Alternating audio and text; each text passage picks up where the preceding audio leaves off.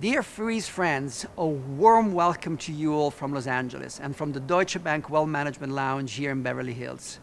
It's so great to be back in person after last year's virtual event and to be supporting Frieze as our global lead partner for the 19th consecutive year since the beginning.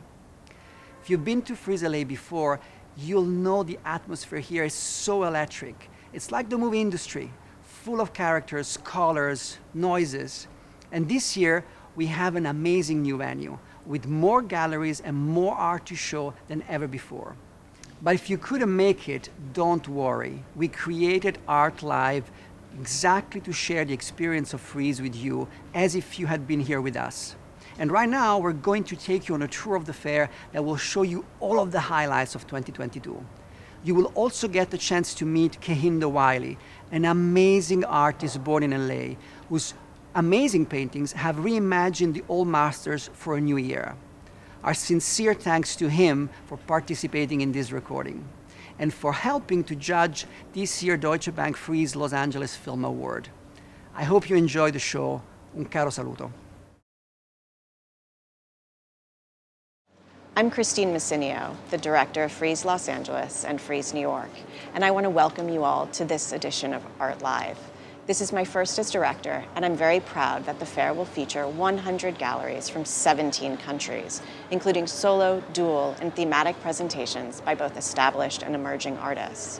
Alongside this, we have Frieze Projects, which includes major multidisciplinary artworks in and around the fair, and the BIPOC Exchange, a new collaboration with Tanya Aguiniga, an artist and founder of Art Made Between Opposite Sides, and the Carolyn Glasgow Bailey Foundation, as well as the Frieze Impact Prize. Later on, you'll have a close-up tour of the fair and get some expert insight into what's going on. Whether you're here with us in person or joining in remotely, I hope you'll make lots of discoveries during this edition of Frieze Los Angeles. Don't forget to log on to the Frieze Viewing Room to explore what our galleries and partners are presenting through the week. I'm grateful for the support of global lead partner Deutsche Bank, which is essential to making Frieze Los Angeles happen. And next, we're going to hear from Los Angeles-born artist Kehinde Wiley, who is one of the jurors for this year's Deutsche Bank Frieze Los Angeles Film Award. What I have to offer is a lifetime's experience of looking and inhabiting the art world from the outside and painting people from the outside who are oftentimes on the peripheries. I hope that my role as a juror, as a looker, as a seer, brings that lifetime experience to fore. I left LA when I was 17, 18, and I've been starting to go back. I've been starting to go back and plan on these exhibitions and do things now. It's almost like I went out into the world, became a different person, and am now coming back and looking at myself in the mirror in a strange way. I did a show at the Huntington Library and Museums where I made a version of the Blue Boy painting, one that I had looked at as a kid and learned so much about. That sense of opulence, that sense of aristocratic, noble bearing, and that weird sense of like, well, why so many lapdogs? Why so many pearls? Why so many powdered wigs? There was a type of performance going on in that painting, and so many of the paintings that come from that ilk that I wanted to understand. And so years later, after having sort of mastered the language of dignity that's been arrived at in that work, I come back to Los Angeles to create the Blue Boy.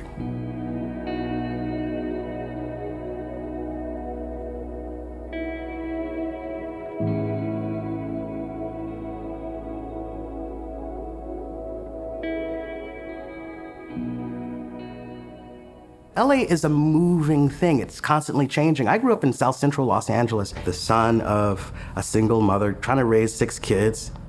And ultimately, she put us out there in the world to try to survive. And it informs who I am.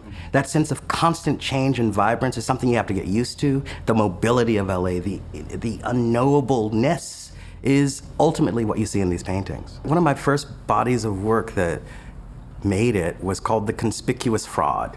What I started to do was to sort of analyze who I was being in the world, how nervous I was, the imposter syndrome, that sense of like, God, I'm not good enough. My backstory is not interesting enough. I don't have the life experience of all those great romantic artists that I've read about. And once I started turning my insecurities into my content, I started to realize that suddenly I was an interesting person. I was turning myself on.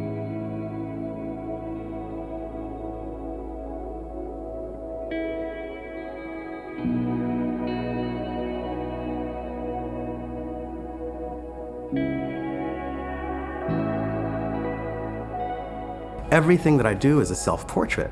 Everything I do is a way of assuaging that sense of smallness, insignificantness, the sense of being that poor kid from South Central Los Angeles who feels like he doesn't quite matter as much as all those fancy kids from the fancy schools. You gotta be yourself. You gotta show up giving the world who you really are, otherwise no one cares. When you make contact with someone, we know it. We know who you are, we feel you, we know who you are because you touch us. What I wanted to do was to create work that allowed for people on the periphery to participate in the language of power. People who don't oftentimes get celebrated now on the great walls of the great museums throughout the world. I think what I'm trying to arrive at is an economy of grace, a way of talking about who gets to have power, who gets to see themselves celebrated over time and over history. The great gatekeepers of cultural institutions are now allowing people who happen to look like me to show up. And when I show up, I'm putting my foot in the door and I'm inviting my friends.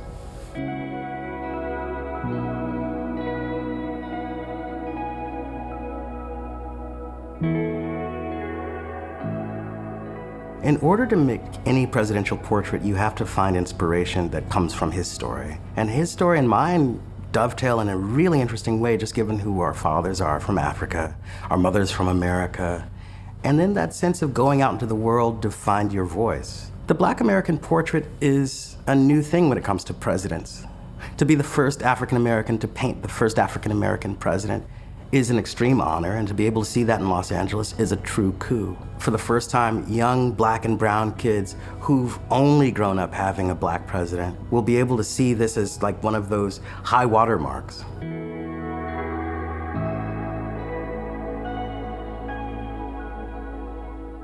Museums only survive when they respond to the people who surround those spaces. As cultural institutions, museums have to carry the weight of a society. And if the work inside of them doesn't mirror the society that they represent, then what is there good for? In order to make art sexy in the 21st century, it has to mean something. It can't just be these stodgy old images that sit there. What do they mean? What do they say? How did we all get here? And I don't think there's anything wrong with engaging the political in that. I think that it's boring to only engage the political. I think we have to navel gaze sometimes and start to think about what it feels like to be sexy in a painting, what it feels like to be alive and vulnerable in a painting. And I think that my job as a citizen of the modern world is to make painting alive, to make stuff matter for now, and to see things and people like myself pictured in painting. Ultimately, what we want is to be recognized as having mattered, having been on this earth, and someone took the time and the energy to mark that down. And that's a question independent of nation, race, age, or gender. This is the desire to be radiant. And I have the incredible privilege of doing that.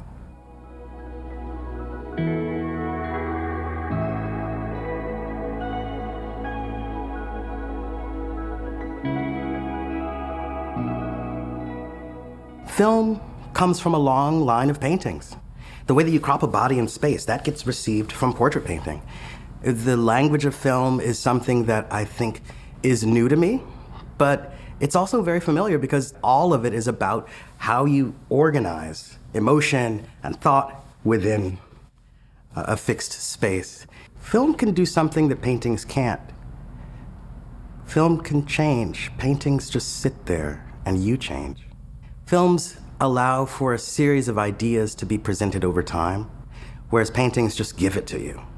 The challenges as a painter working within film is to lay aside the language that you fell in love with first. Painting gives you the illusion of control, and film allows you to know that you don't know what the hell's going on. And so the desire is then to be able to allow that radical contingency to be the point, to allow things to sort of flow and whatever may happen, that is the point. In the film that I created, we had no sense of what the storyline was. We had no sense of the tale to be told. It was a series of exercises. I wanted to go into the fjords of Norway and to create a film that was about discovering filmmaking. In a sense, it was almost in that sense in which painting about paint became that great American story. This was storytelling itself.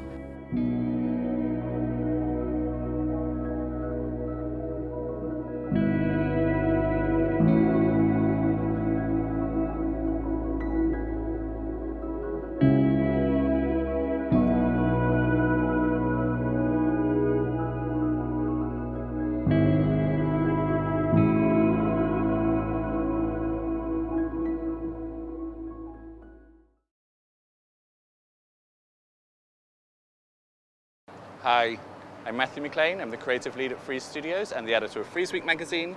Thank you for joining us for Art Live, and welcome to Frieze Los Angeles 2022.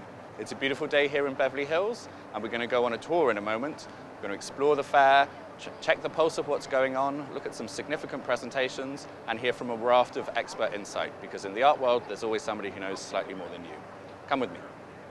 We've just been leaving the beautiful garden of the Deutsche Bank Wealth Management Lounge. The bank puts on one of these lounges at every one of their fairs as our global lead partner. You'll see inside the lounge that there's displays celebrating the Deutsche Bank Frieze Los Angeles Film Award, which every year supports 10 emerging filmmakers to create a short film. Please go to frieze.com and see more about the films. Glasses off, masks on, we'll go inside. An art fair like Frieze is primarily about the art, but it is also about the people. It's a great social occasion. Collectors and dealers meet each other, and relationships are formed. What would you say is really resonating with your audiences at the moment? Like, we're seeing a lot of figuration, a lot of return. Kenny's an interesting figure, sort of with a historical trajectory, but also feels very contemporary. Well, okay, so we're in a period where it's very open. I began when things were quite narrow. I began when minimalism and conceptualism was the central trend. So now it's all about personal vision and quality coming from many sectors. And I like this new art world, where it's not narrow about 10 New York artists. You know, it's very expansive. Many options. Some people, they find it frustrating because artists on the hot list have waiting lists of 200 people and very difficult to get, but it's so big. You don't have to limit yourself to that. There are many great things of quality that are available here in the fair. This is Justin Bieber and his good lady wife, and it's really funny because Justin also came to Frieze Los Angeles a few years ago, so I wonder if we'll be here today and if he sees this one. You've worked with private individuals, major corporations, and very public figures, including Hollywood royalty like Tom Cruise and Steven Spielberg at different times. Why do you think there is this natural connection between entertainment industry here in Hollywood and the art world? Many entertainers actually see themselves as artists collecting the work of other artists. And they have to be ahead of their time, or they have to be able to read the times perfectly in order to get their films, their TV programs, to touch our souls. Could you generalize about what your clients are looking for, particularly in this moment? Are there any trends that emerge or particular values that they're putting into what you're seeking out for them? Well, I think the real question is, how has the art changed in the last 2 years because of COVID? People have had to look at art and buy art online. The best art online, that looks the best, is figurative art. So I think there's no mistake why portraits and other figurations have taken the lead during this period of time. In reaction to COVID, I think there's certain moments that are coming in. Craft, people like Sheila Hicks, people like Ruth Asawa, older women, deceased women, African American artist. It depends if you're buying for investment, if you're buying for speculation, and hopefully you're buying both for love. Hi Amanda, it's so nice to see you here in the Focus LA section. Can you just tell us a little bit about what Focus LA is and what approach you've taken to this section this year? The whole point of Focus is to look at artists and galleries particularly who are under 15 years in terms of their program, exploring maybe narratives that we haven't seen visualized before, BIPOC artists, queer artists, making sure all kinds of voices are seen and heard in this space. It's colorful, it's bold, there's a different use of material in each booth, and I just think so many conversations to be had this week. So Amanda, this is kind of quite a surprising looking presentation, different to a lot of, even in the section, Loud and Chronos the Fair. Can you tell me a little bit about what we're looking at? Yeah, I'm really pleased. We're in the Marta Gallery booth, and it's all about the intersection of art and design, which is a critically important feature of Los Angeles. I mean, I'm thinking of all the iconic homes built here, the Neutras, the Schindlers, really that mid-century modern legacy. And these artists, Min Jae Kim above you and A History of Frogs kind of behind me, are doing all of those things. And the way that Marta works is they'll kind of pop up in a space, decorate it, so to speak. So I really wanted them to be front and center in the experience of Focus. It feels right at home. We should stay here. It's an early 90s work by Susan Rothenberg, who's a really incredible American painter who passed away very recently, very sadly. She's particularly famous for painting animals, particularly horses. And when Obamas moved into the White House and they got to request anything from any American collection to hang in the White House, they chose a Susan Rothenberg. So she's sort of pretty indicative of a certain kind of American lineage. And I just love these paintings. This is an incredible, very striking presentation. Can you tell me about the work you're showing here at Frieze Los Angeles? Sure, this is a large painting consisting of 8 panels by Japanese artist Ayako Rukaku. Paintings she created with her bare hands. It's a fluffy dream, almost like reminiscence to childhood. She's new to the program, and we thought we use Frieze LA as a momentum to introduce her work to a wider audience. What's your favorite thing about art fairs? We need to experience this in a physical encounter. There's no way around it. So there's nothing like an art fair in that sense. We just missed James Gordon. He was wearing a mask, but I could tell it was him, and he's come to Frieze Los Angeles before, so it's great to see him again. But I'm interested to see what he's going to actually buy. You're head of Pace Verso. Can you just give, for somebody who doesn't know, like an overview of what this new initiative is? Pace Verso will have new works by Leo Villarreal, his Cosmic Reef series. We have a 2-pronged approach. One is to create classic projects, which we launch on Pace Verso.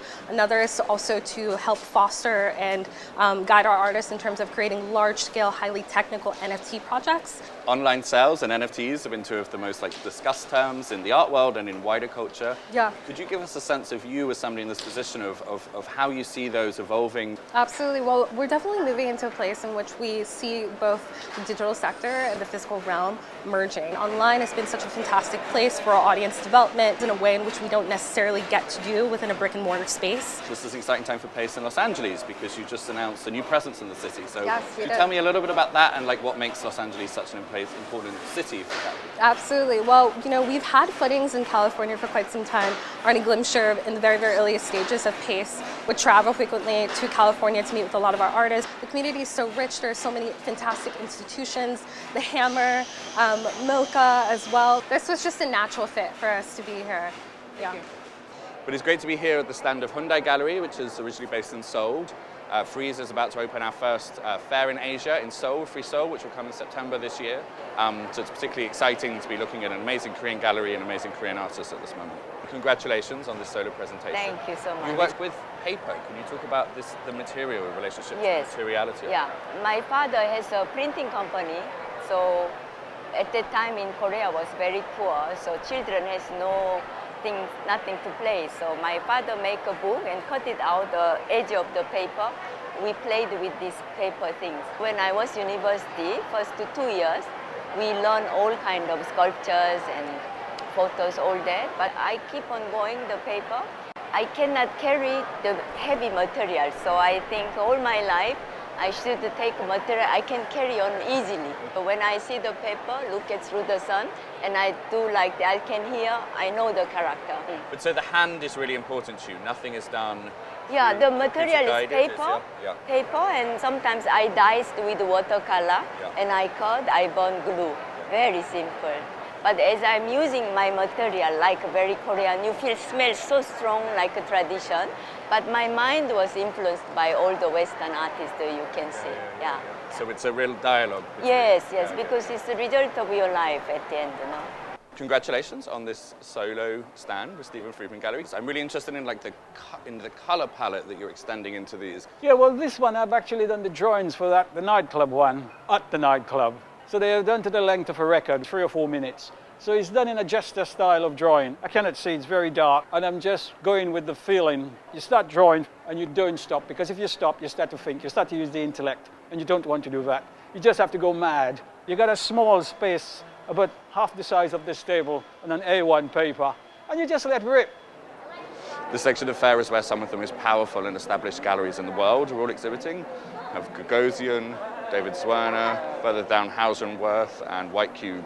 It's really established names, big ticket items, and making really striking statements.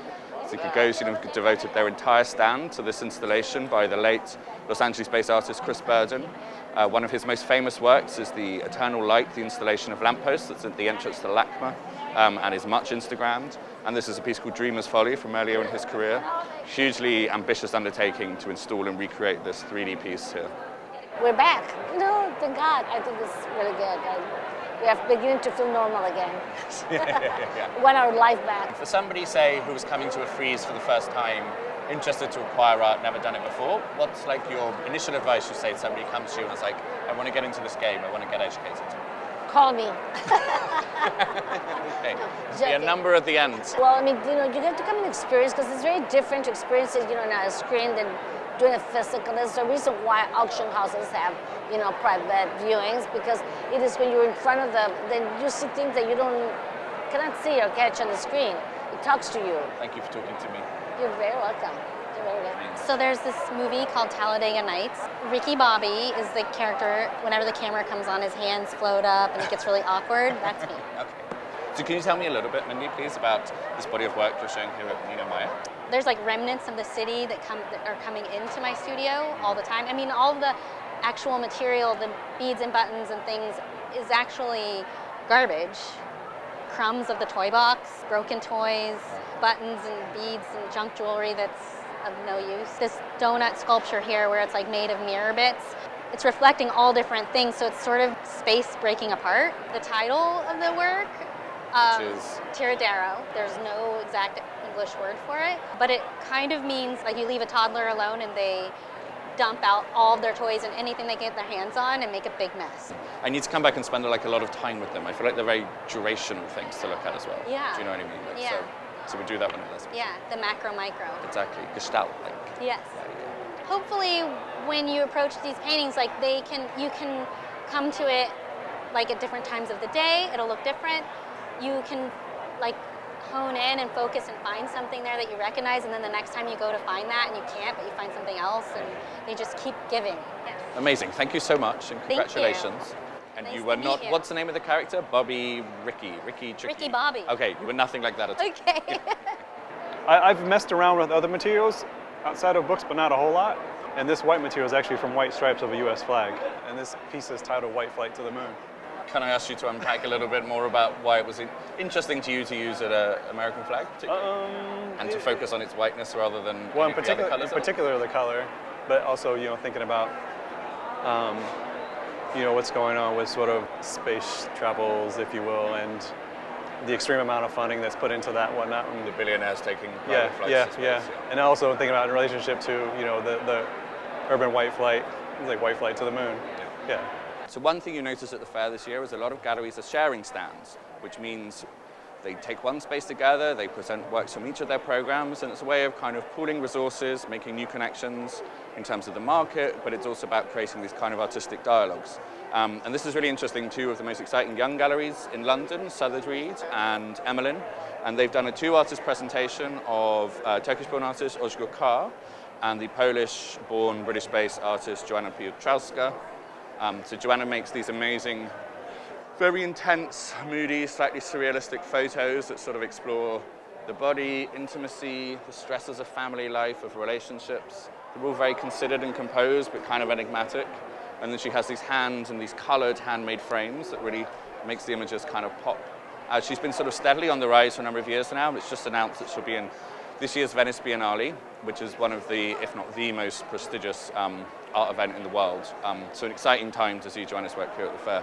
And I love this pairing with these extraordinary encased videos by Özgür Kar, which similarly, you see this kind of rhyming between the posed form of the bodies and these kind of hunched, languid forms of the skeletons.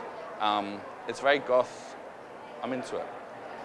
As I walk around, people just keep on telling me who's here. It's people in the art community from Asia, from Latin America, from Europe, and Hollywood is really here. The entertainment community has really shown up. So Will Ferrell apparently is walking around. Larry David, Zachary Quinto, Owen Wilson, it's all go. A lot of guys. Anyway, it's time for what I call a sit and a think. So we're going to go into the Ruin Art Bar, where I'm going to chat with Sarah McCrory, a curator, for her view, and have a much needed glass of champagne and a sit down. Hi, Sarah McCrory. Hi, Matthew McLean. Thanks for joining me for a well-needed glass of champagne. Yes. Ruinar, nonetheless. You've been walking the fair a little bit today. What have you seen that stuck out?